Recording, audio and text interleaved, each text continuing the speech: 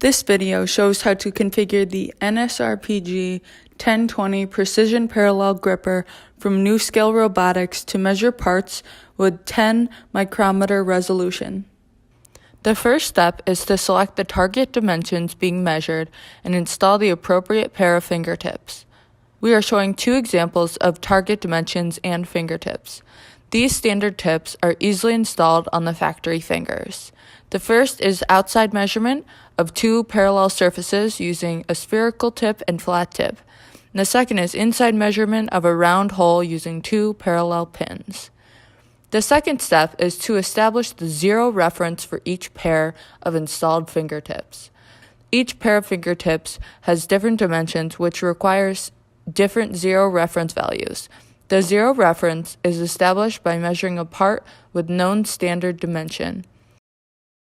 First, you add a reference item to the drop-down list, give it a name, and select inside or outside.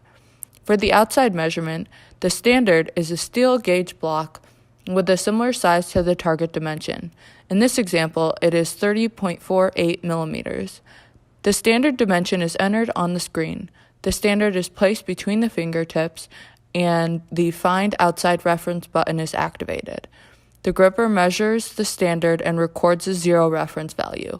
Now, the target dimension can be measured with precision and the measurement is displayed on the screen. For the inside measurement, a similar procedure is followed.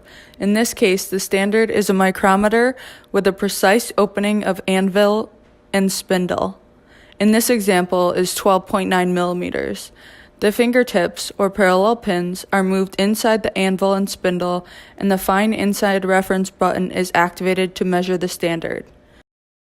See additional videos for information on automated measurements of pallets of parts, sorting, and logging measurement data to a separate PC.